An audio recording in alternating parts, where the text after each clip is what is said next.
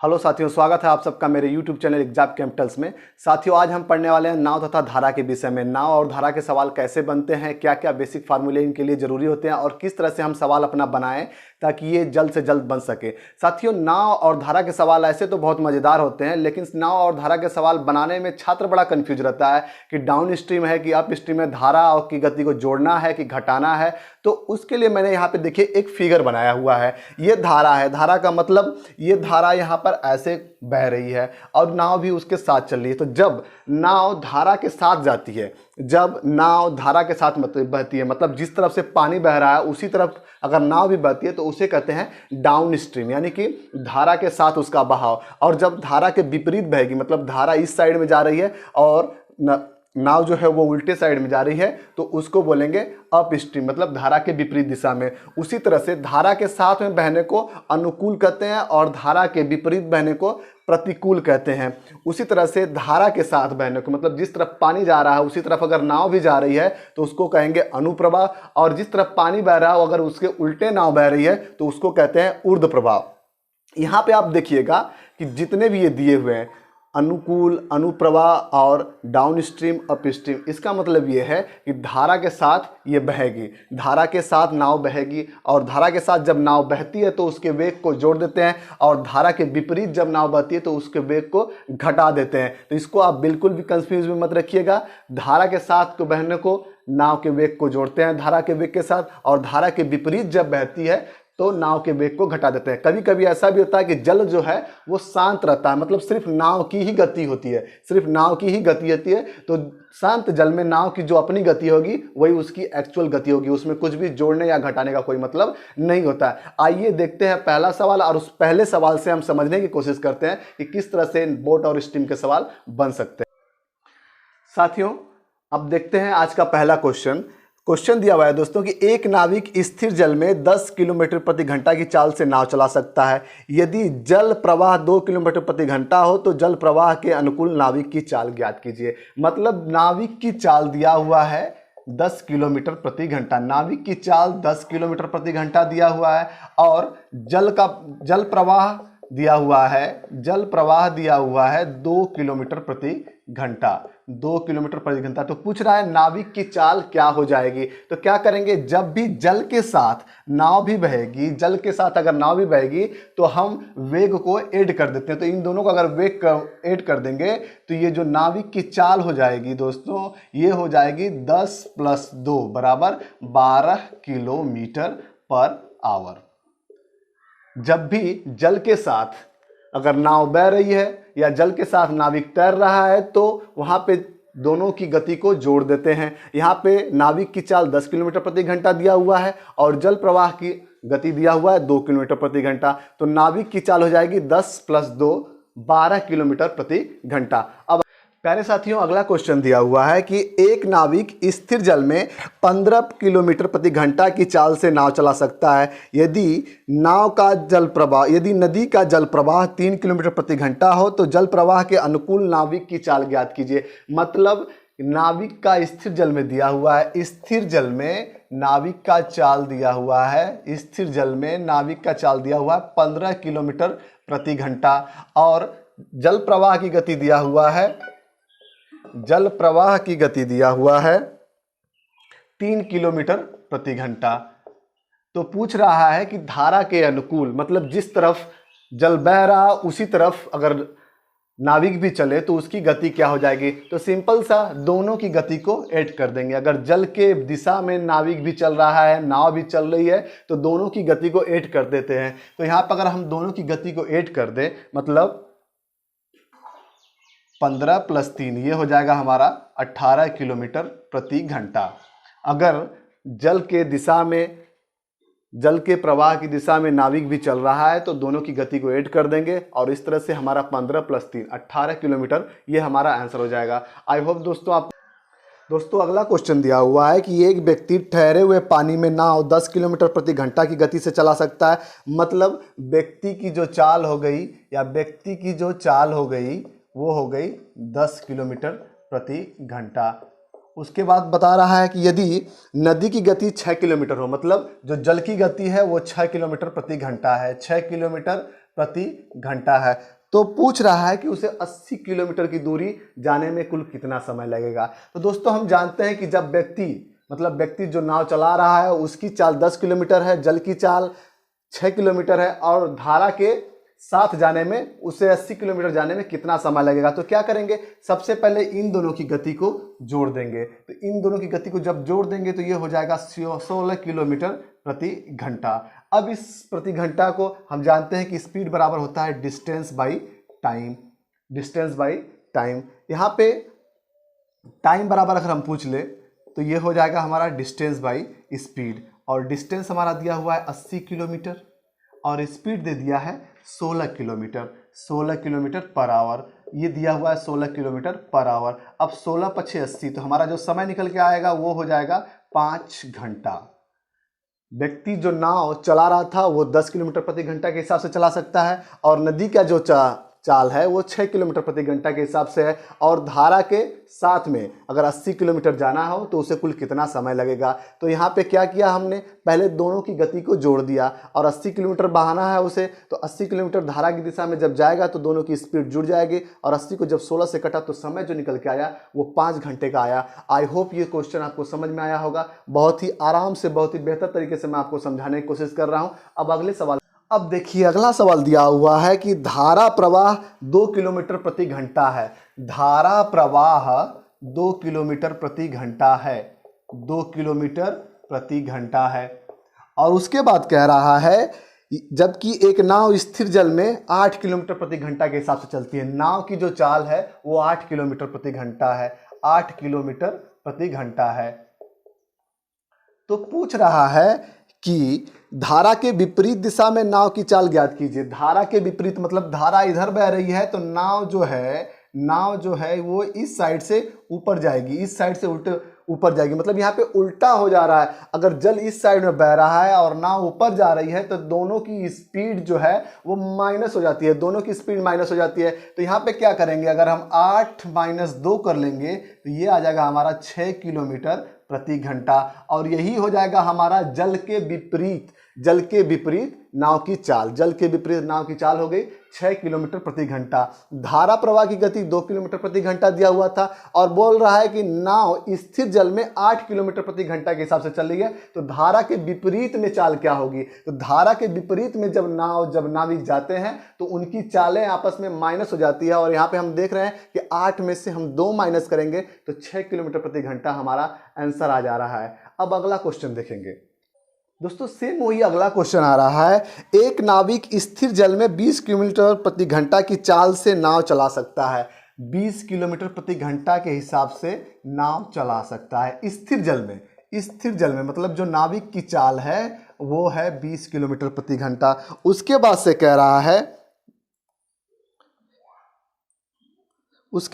रहा है कि यदि नदी का जल प्रवाह 5 किलोमीटर प्रति घंटा हो, मतलब जल का जो स्पीड है वो 5 किलोमीटर प्रति घंटा है, तो धारा के प्रतिकूल नाविक की चाल क्या होगी। धारा के प्रतिकूल नाविक की चाल क्या होगी, मतलब धारा इस साइड में बह रही है तो नाविक इस साइड में ऊपर जा रहा है, मतलब उसके उल्टे में जा रहा है। और मैंने आपको बताया कि जब प्रतिकूल होगा, जब ऊर्ध्व प्रवाह होगा, जब अप स्ट्रीम होगा तो दोनों की स्पीड को माइनस करते हैं। तो यहाँ पे 20 किलोमीटर प्रति घंटा स्थिर जल में नाविक की चाल है, जल की चाल है 5 किलोमीटर प्रति घंटा।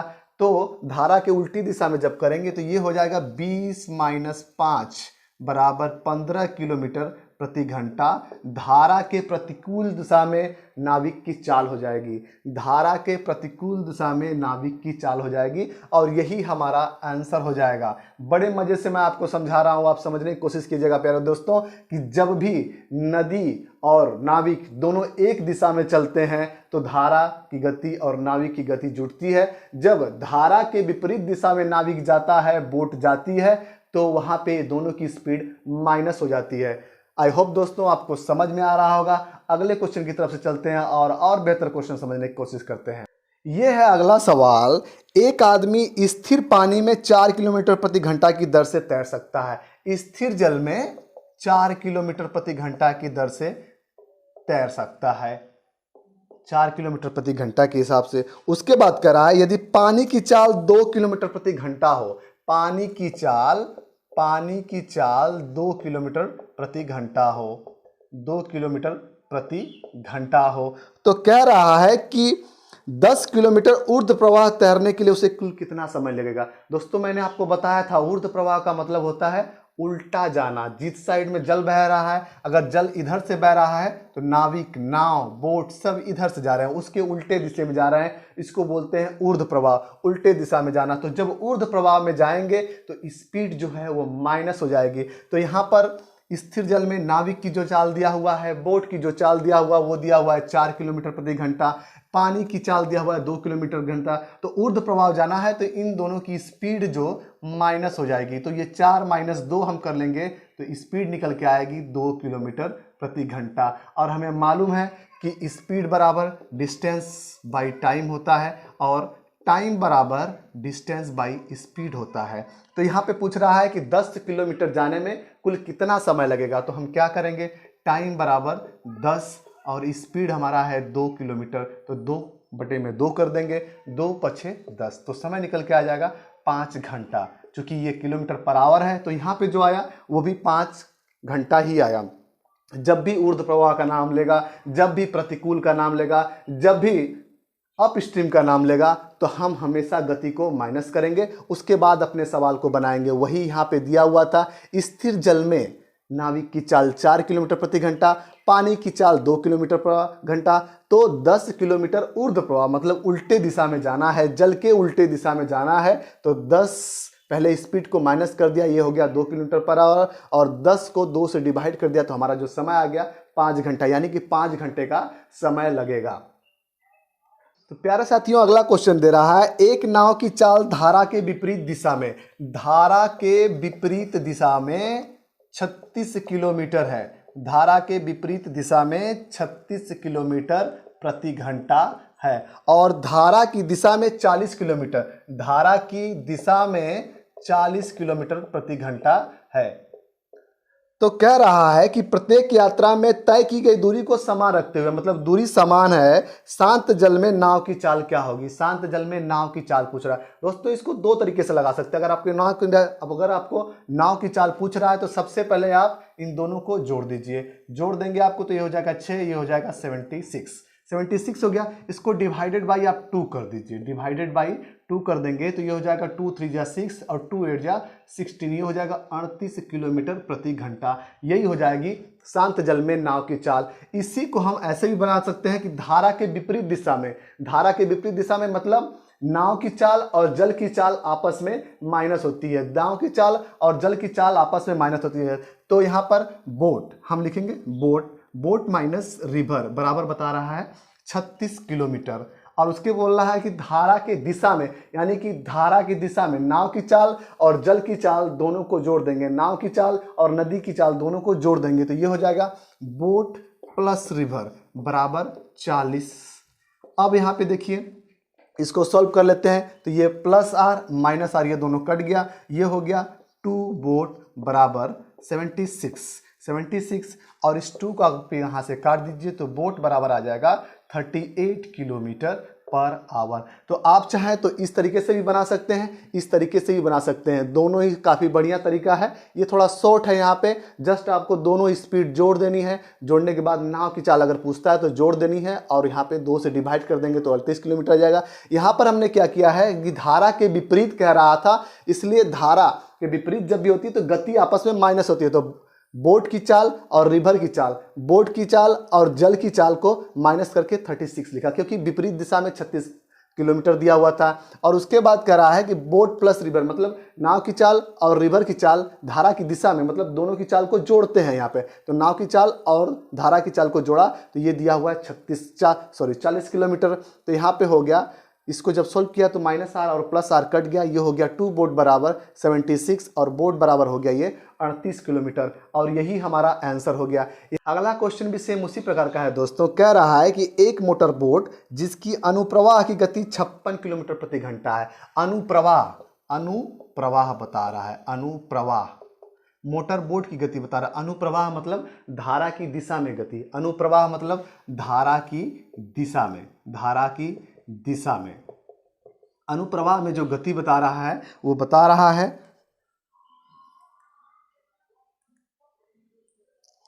56 किलोमीटर प्रति घंटा, 56 किलोमीटर प्रति घंटा। उसके बाद कह रहा है ऊर्ध्व प्रवाह में, ऊर्ध्व प्रवाह में, ऊर्ध्व प्रवाह मतलब धारा के विपरीत, धारा के विपरीत, धारा के विपरीत जो गति दे रहा है वो दे रहा है 40 किलोमीटर प्रति घंटा, 40 किलोमीटर प्रति घंटा। तो पूछ रहा है कि मोटर बोट और धारा की क्रमशः गति क्या होगी, मोटर बोट और धारा की गति क्या होगी।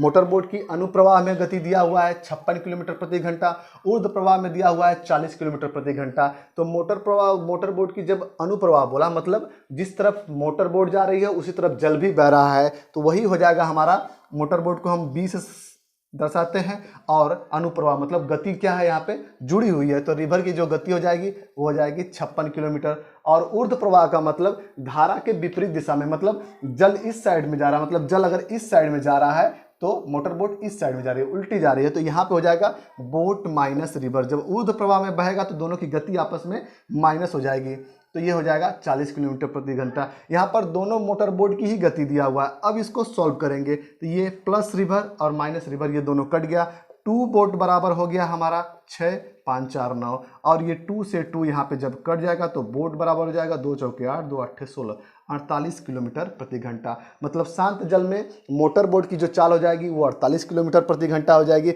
अब इस बोट को हम समीकरण 1 में रख देते हैं। समीकरण 1 में जब इसको रख देंगे तो ये हो जाएगा 48 प्लस नदी की चाल या जल की चाल बराबर 56, और r बराबर हो जाएगा 56 माइनस 48, और यह हो जाएगा आपका 8 किलोमीटर प्रति घंटा, 8 किलोमीटर प्रति घंटा।